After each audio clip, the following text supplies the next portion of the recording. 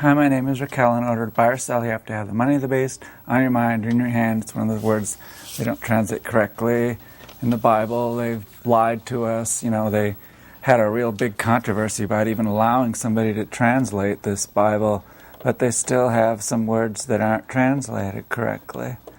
Oh dear, there it goes. And the word is charagma. That is not translated correctly. It means money. So, all these so-called Christians just really aren't talking, what the real thing to do to save the world, would be to eliminate money. There's been so many famous people that have believed in eliminating money. In Plato's Republic, the guardians, they didn't touch gold and silver. And then, the Buddhists were told that money isn't a very good thing.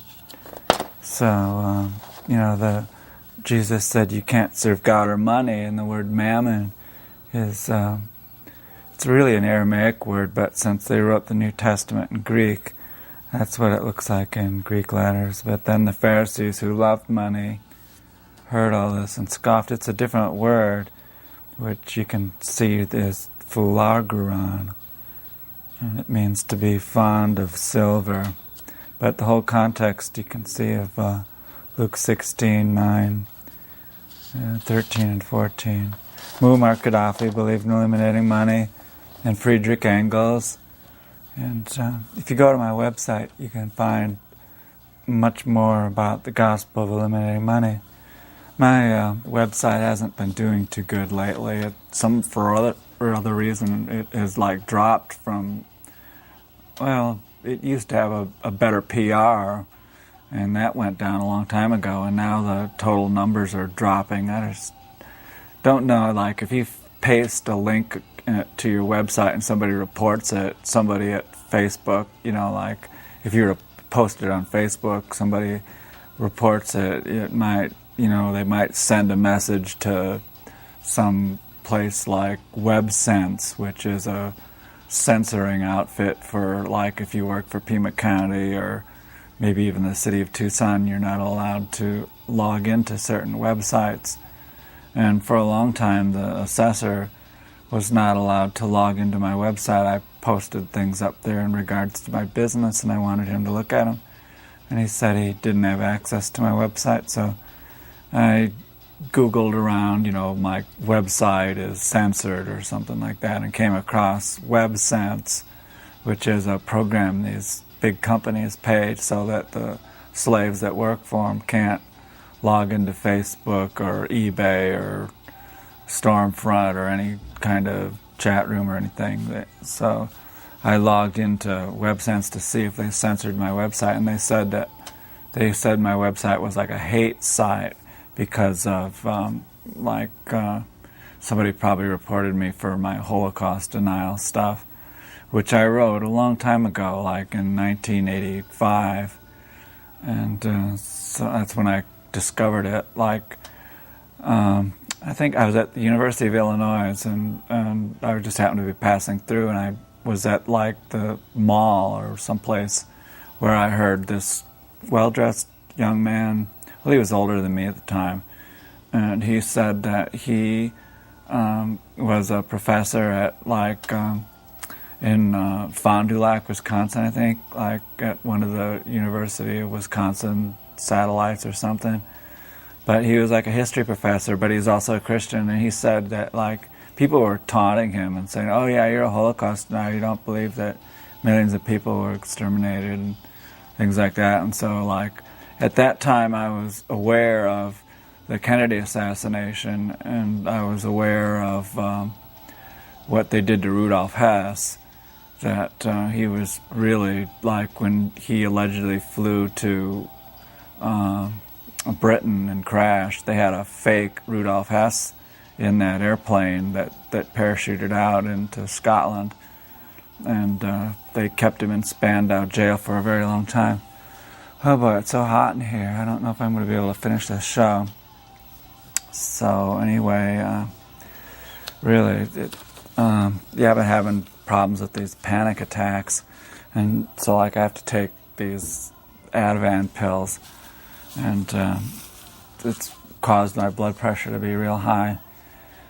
But, I guess I just never really noticed it. Probably it's always been like that. I always seem to be like real wired and hyper and full of adrenaline and stuff like that.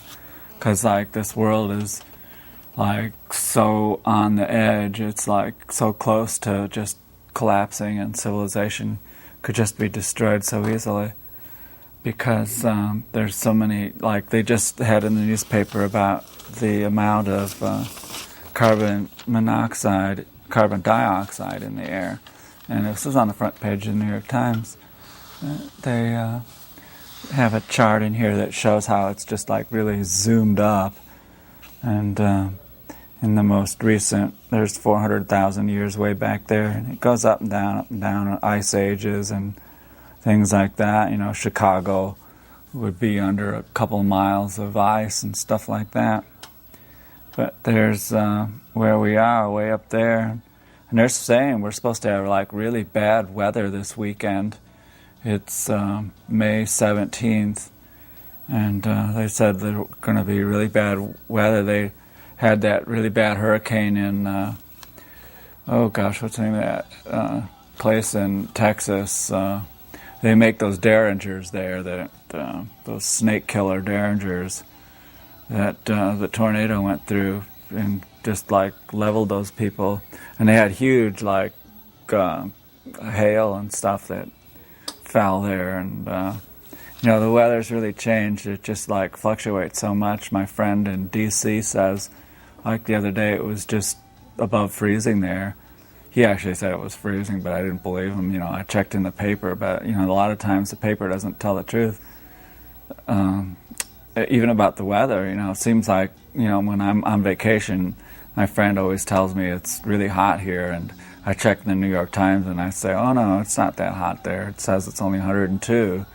And she says, oh no, it's like 110 today. And so I look in some other newspaper and it'll tell the truth. But yeah, there's a lot of things they haven't told the truth about. And like I was saying, about the Holocaust, about the gas chambers, it's just like a forensic examination of the murder weapon. You can kind of tell that they couldn't have been exterminated with this louse disinfectant and diesel exhaust. It's just not a practical way to kill people. And then, why would they even transport them all the way there to kill them? They could have like backed the railroad cars into a tunnel and just used the exhaust from the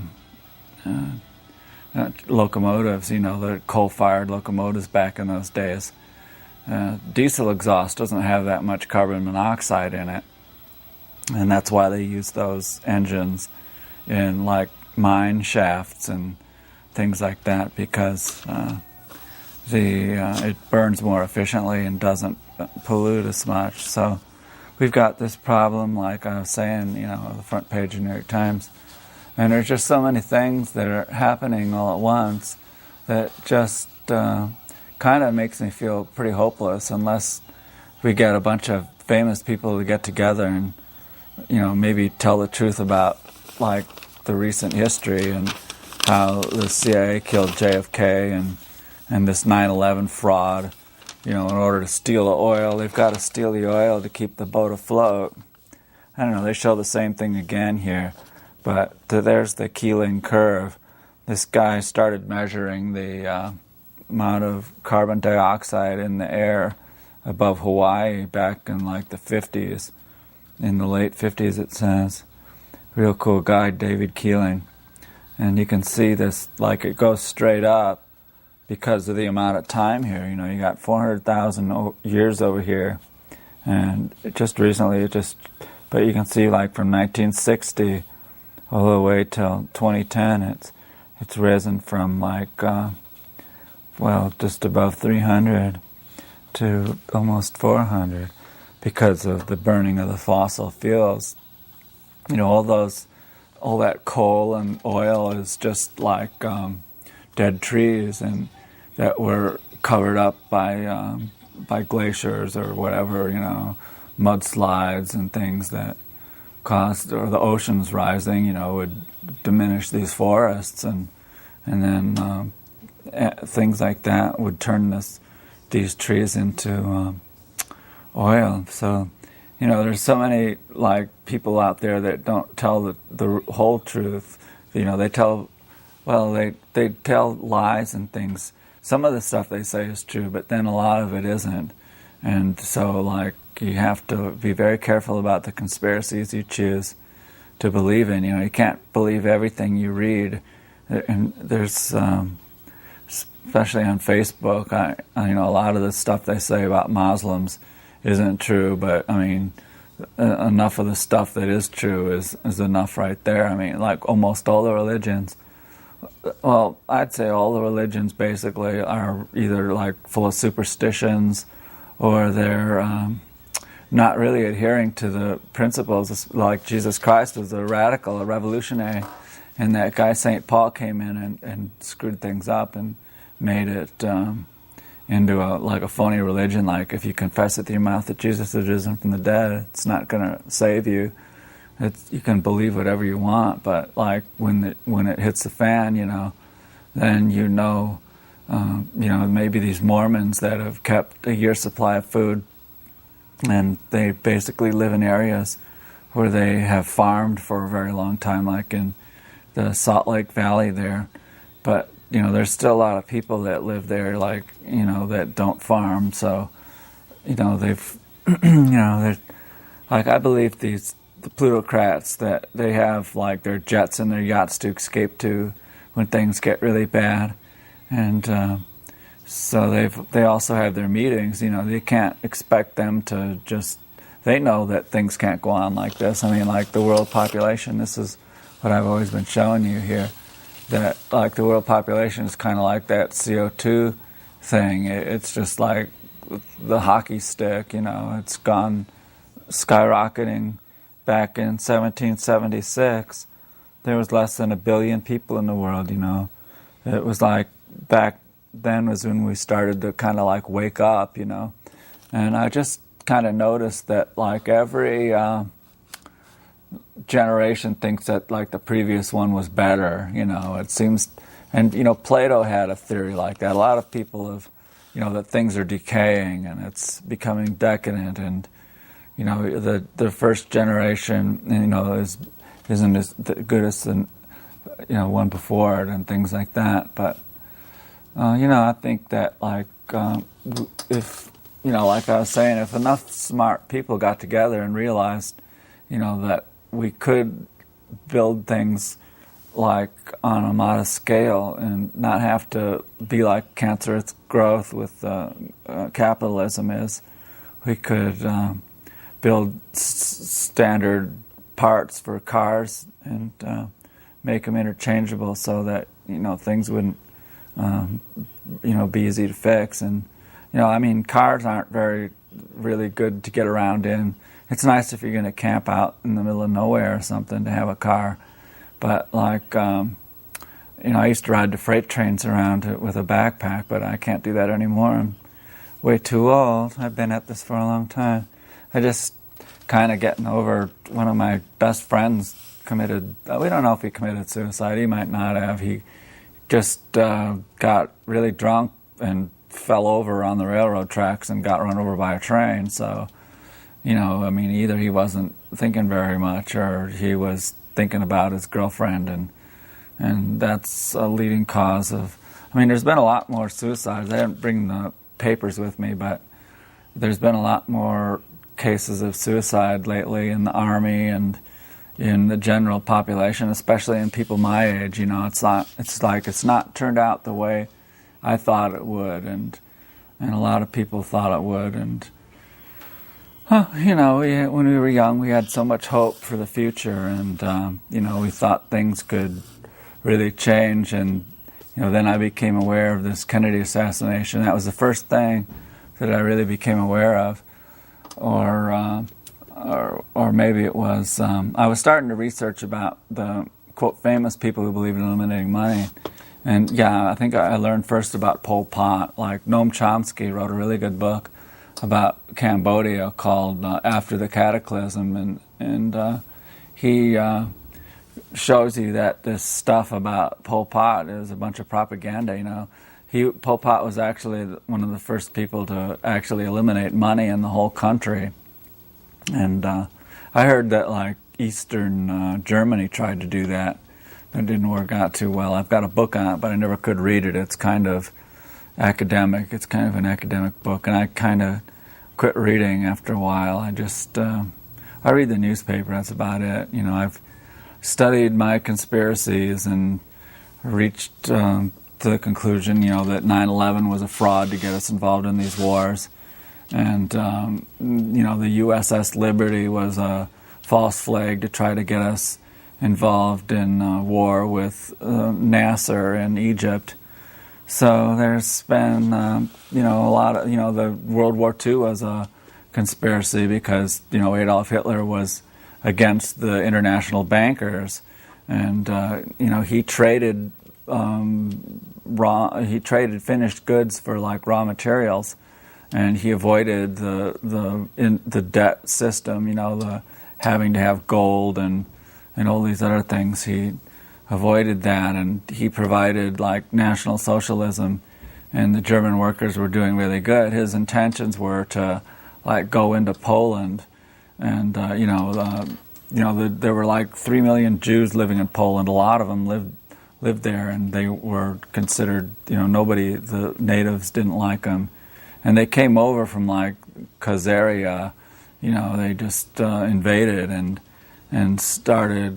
They controlled most of the commerce in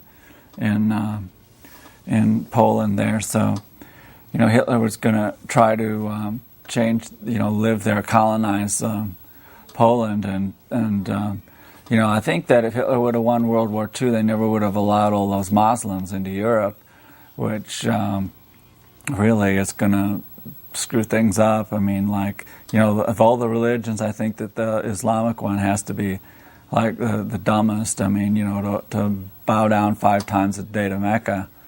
But, it's like, they have faith in Allah, and I have faith in miracles. I maybe not.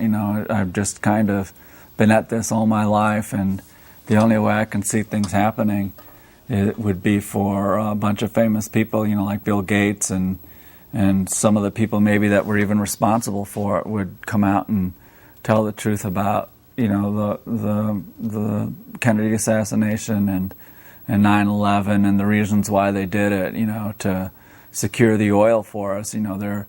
They want to put this Keystone pipeline in through Nebraska and things like that to bring us this tar sand and convert that into oil. But I mean, the whole way the cities are designed is not very good. It's all because they want to make as much money as they can by chopping up all these little city blocks so they can sell them to people and make slaves. 30 years of the usual mortgage is like 30 years, so you're a slave for 30 years to pay this off. It's really, sheetrock and 2x4s or whatever they made it out of. And like I showed you, there's just way too many people in the world, so, it can't go on like this. And, and smart people, have known this for a long time. Remember Mathis, he kind of realized that. But, with the Green Revolution, we kind of staved it off.